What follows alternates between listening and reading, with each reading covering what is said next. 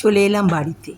বাড়িতে এসে প্রথমেই আমি ঠাকুর পুজো দিয়ে গেছি। তারপর ঠাকুরের জন্য মনে হয় মধ্যে মধ্যে কিছু একটু বানাই, তো কিছু একটু হালুয়া বানিয়ে নিলাম। ঠাকুরকে আবার একটু নিবেদন করব, কারণ ঠাকুর পুজোর নিবেদন এবং শৃঙ্গার এই দুটো আমার বাকি থাকে। ঠাকুর ঘরে ঠাকুরের ভোগটা রেখে এলাম। এবার শুরু হলো আমার রান্নাঘরের কাজ। তো রান্নাঘরে কাজ করতে করতে প্রথম আলু ভাজাটা নামিয়ে নিলাম। আলু ভাজাটা নামিয়ে নিই। বিশেষত আমি ওই সময় ভেজ আইটেমটাই রান্না করি ম্যাক্সিমাম। আর এদিকে ইন্ডাকশানে বসিয়ে দিচ্ছি রাজমা। রাজমা জিনিসটা আমার খেতেও ভালো লাগে, আমি প্রায় সময় এটা করে থাকি। তো আমার রাজমা রান্না রেসিপিটা আমি আজকে আপনাদেরকে দেখাবো না, কারণ রাজমা রান্নার রেসিপি সবাই কম বেশি জানেন।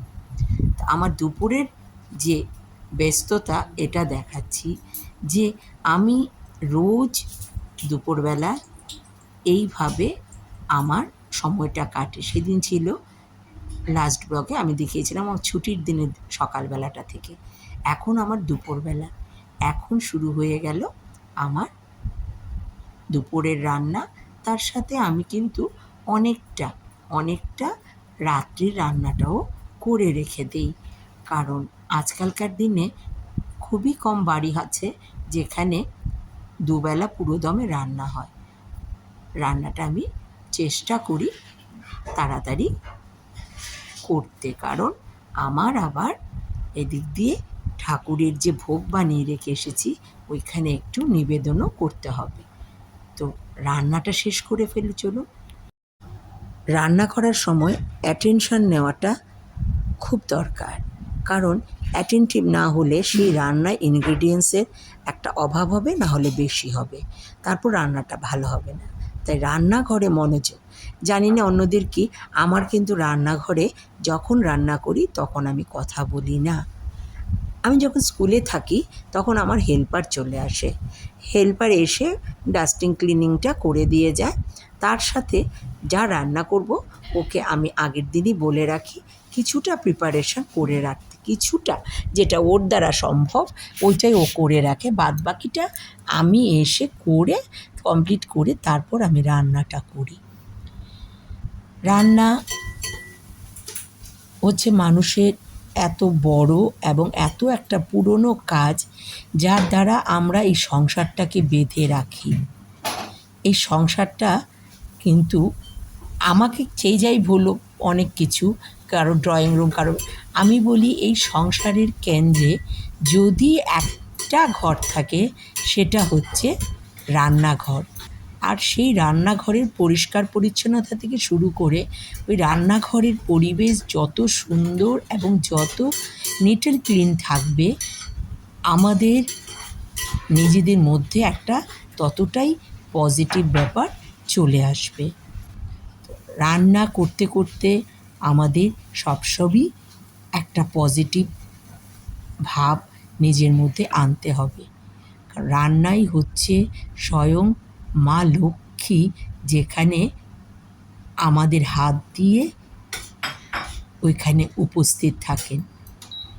মা লক্ষ্মী বললে আমরা বলবো একটা মূর্তি না, মা লক্ষ্মী কি, আমার মনে হয় মা লক্ষ্মী হচ্ছে আমাদের কাজ।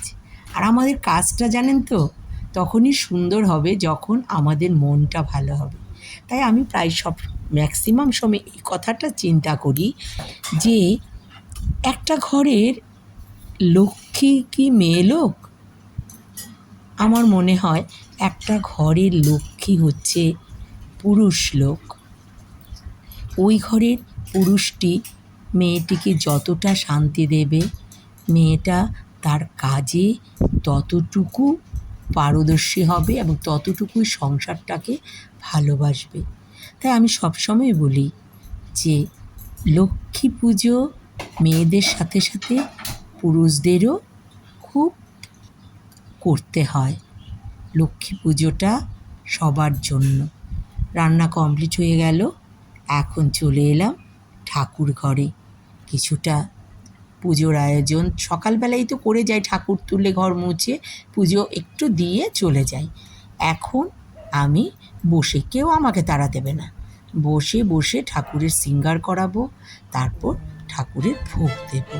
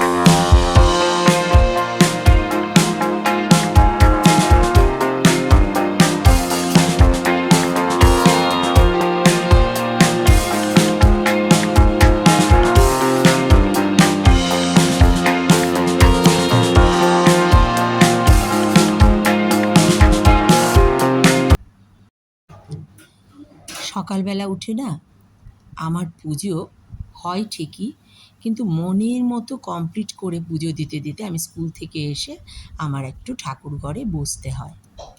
এখন তো শ্রাবণ চলে এসেছে, তো শ্রাবণের শৃঙ্গার ঠাকুরের আসরে আমার আগেই করা উচিত ছিল, শ্রাবণের প্রথম দিনেই, কিন্তু আমি করতে পারিনি। তো ভগবান যবে চান তাই ভাবছি স্যাটারডেতে করব, করলে আমি ব্লগটা অবশ্যই আপনাদেরকে দেব। শ্রাবণীর সিঙ্গারটা সত্যি খুব সুন্দর হয়। সেই সময় না আমি রাধা মাধবকে সাদা ড্রেস পরাই। জানি না উনি কি ভাবে এটা নেবেন বা কবে করিয়ে নেবেন। আসলে কোনো কাজই আমাদের ওনার ইচ্ছা ছাড়া হয় না, এটাই আমার বিশ্বাস আর এটাই সত্য। তর্কে বহুদূর, বিশ্বাসে মেলায় ভগবান, এইটুকুই আমি জানি। এই নিয়ে আমার দিন। এদিকে দেখুন ড্যানি, ও যা ঘুমায়, সারাদিন ঘুমোয়, খাবে না দাবে না কিচ্ছু না, শুধু ঘুমোবে, খাওয়ার জায়গায় যাবেও না। এখন আমি জোর করে ওকে ঢুকালাম। আগে খাও, যাও যাও যাও, না না, খাও খাও খাও, যা খাইতে যা, খাও।